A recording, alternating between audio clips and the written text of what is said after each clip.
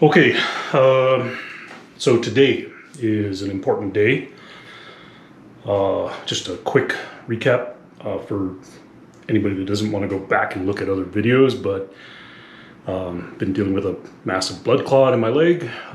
Discovered it in October of last year due to ignoring pain in my leg for about a month, and finally had to go to ER. Was diagnosed with a blood clot.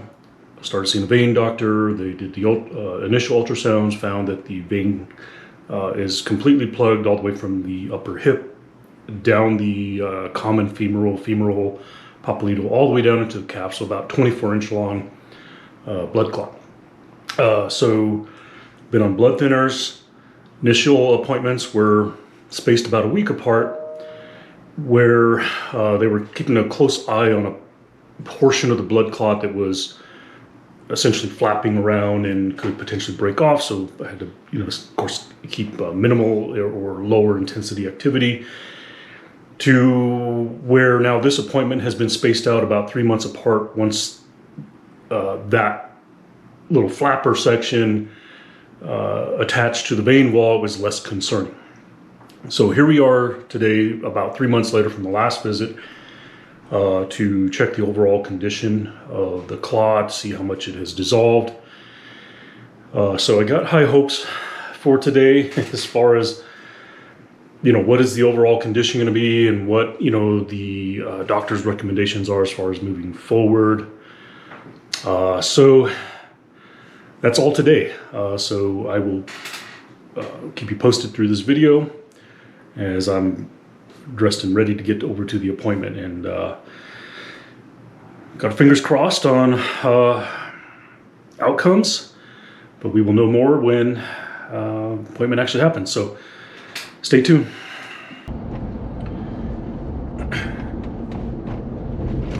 I'd be lying if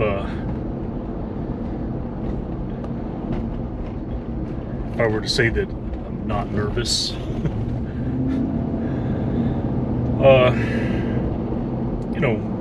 And it's like I've been to these appointments several times already, and there's always a bit of anticipation and keep your hopes high and, hope for good results.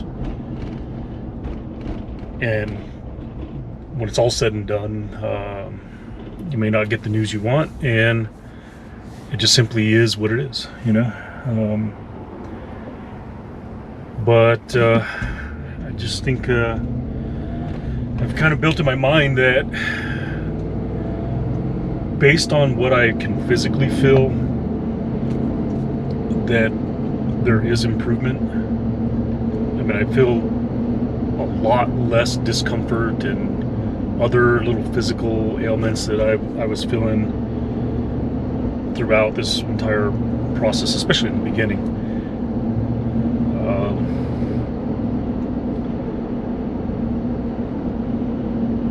But today, over the last month or so, I just can feel that it just doesn't feel the same. It feels better. So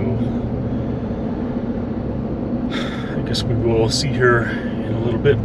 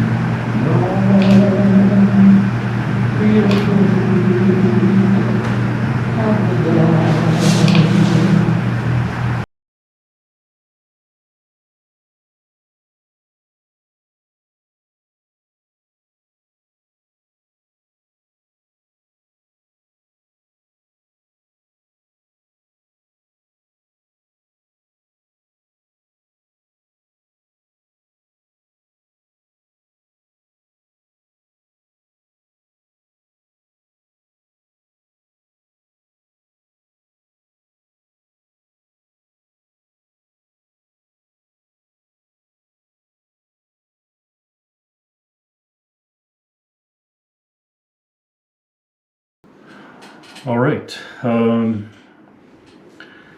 Let's talk about the doctor visit and the update.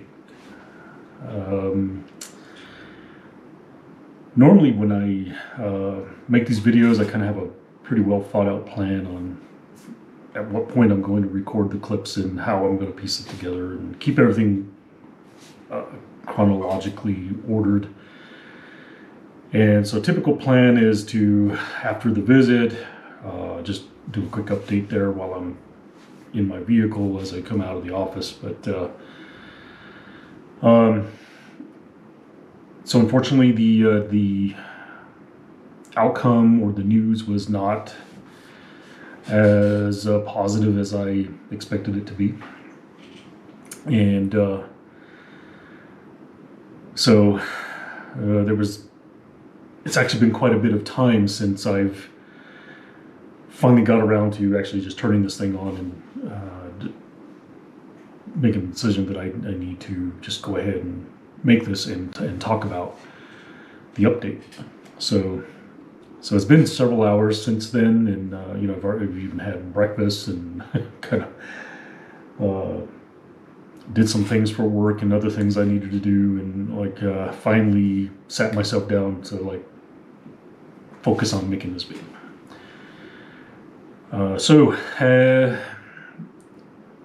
The overall scan and results indicate that there's essentially no change in the size of the blood clot.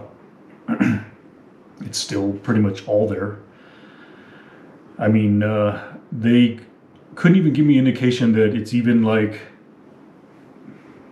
10% or even just like a small amount of improvement. It's essentially the same. So I'm kind of laughing because it's more of a nervous tick right now, just as I'm thinking about and trying to process everything that was discussed in that visit today. So overall, there's some positive parts about this though. As we were talking about go forward plans and things like that. Now, one thing I'll point out is that my next visit is not for another 3 months. So the fact that the doctor visits are spaced out is good indication that, hey, there's a little less worry to have to monitor it as closely as, in the beginning, is like every week. So 3 months spaced out is a good indication, hey, let's just give it some more time to do, or let the body do what it needs to do. And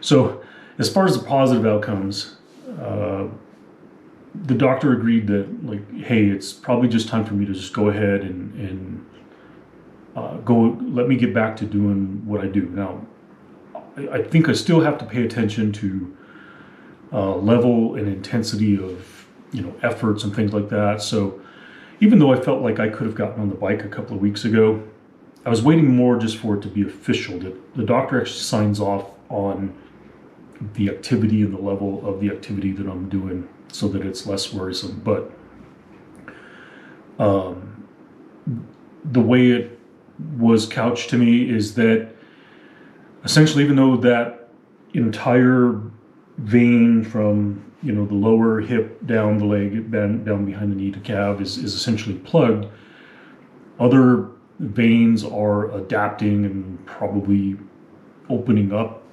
to allow more blood flow down there.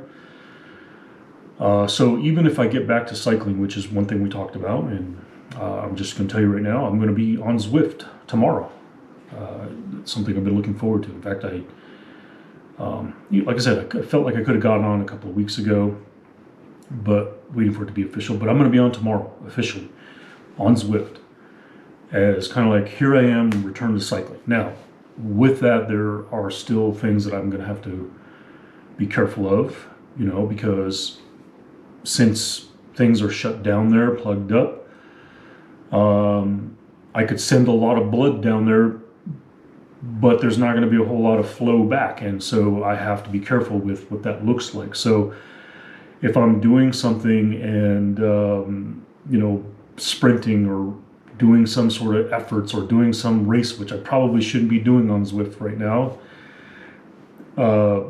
if my calf starts swelling and tapping the water bottle cage as I'm going by, it's probably a good indication that I've got swelling going on down there and I need to slow down and minimize the blood flow down there. So again, these were all things that were talked about and discussed in the visit. Other things that were discussed were like whether something of this size, a blood clot in nature, why hasn't the discussion of going in and removing it hasn't come up? Which again, I always felt that my position was just don't ask, because this guy's the expert. He's the vein doctor. In fact, by title, I think he's vein surgeon. So I figured if it was going to come up that was an option that the doctor would recommend it, I shouldn't have to ask about it. But I went ahead and asked because a lot of people were asking, why am I not pursuing that? So he gave very good reason on why it was not brought up, and there's a lot of statistical data on why it's not a good fit for me. So I won't go into those details, but it's not really something that's on the table at this point. So it's more of staying on the current dose of the blood thinners, and at some point I could probably come down slightly or change to another product that's once a day versus twice a day. The other thing that we're waiting for, which my doctor didn't have all the notes yet, was all the information from the hematologist that I saw and all the labs that I did for her. I don't hear about that for another 2 weeks, and there were no notes in the system to look at to get indications of, do I have any sort of blood clot disorders or whatever that's actually contributing to why I've had 2 blood clots in the space of 20 years. Okay, so there's still a lot to kind of figure out as far as going forward. Even the discussion of whether this thing here will ever dissolve is on the table. Like, it just might. It's quite possible that, and I don't want to go down this path. I don't even want to think about it, but it's quite possible that this thing could just clot over, and it is just a blocked and plugged vein. So again, that's neither here nor there now, but something on the table to think about. If my body doesn't do what it needs to do and get this here dissolved.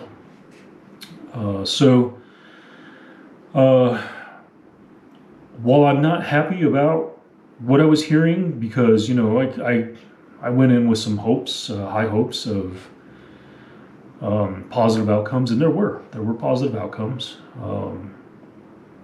It just wasn't, unfortunately, all that I wanted to hear. So, hey, but I'm going to be on the bike.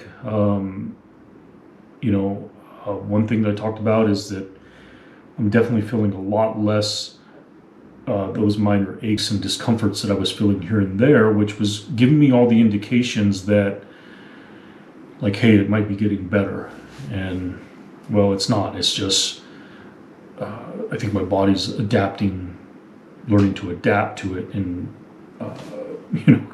find other places for blood flow. So that's the update. I'm still a little upset inside, but at the same time, I'm gonna have to focus on some of those positives that came out of it, the outcomes, and I have a plan on how I'm gonna get on the bike and everything. I don't think at all I'm gonna be by any means putting training plans in Zwift and considering the Tuesday night crit races or anything like that. If I do Tuesday night crit races, it's going to be like I did last week, is just show up and be there to take videos and pictures and things like that. But I think as far as the mentality for the efforts that need to be put for training is just, it's just got to be gone right now. I'm not going to say that I'm not going to work hard on some things and definitely push some zones, but I definitely can't turn in training stress score weeks of 700 or even 600 or even probably 500 plus. I just need to consider, hey, taking it easy, keeping it low effort, and just enjoy cycling and enjoy those moments where I can put down some efforts and increase my heart rate here and there. So anyways, that's the update. I feel like I'm rambling on, and I probably am. So we'll know in 3 months. I'm kind of figuring out more and more that as I put in a statement not too long ago about what I learned this past year, and that is that while I've always been highly focused on the things that you can control in life, it's kind of a big thing of mine and something I teach people, that don't focus on the things that you can't control, focus on the things that you can control. Okay, but the thing that I've had to learn and adapt to is that sometimes those things that are in your control and you can control can suddenly become a thing that you can't control. And so what do? You continue to focus on those things that you can control. Doesn't mean this thing over here that you can't control, you don't think about it, it's still there. But I need to just keep focused on the things that I can control. And we're going to stay positive. Hope for better outcomes in 3 more months. Hope that the hematologist results are good and that I don't have any anticoagulation disorders or anything like that, and that this is something just a bit of a fluke and probably somewhat related even to the one that I got in the same leg 20 years ago. So, all right, well, that's the update. So we will keep you posted on the next one.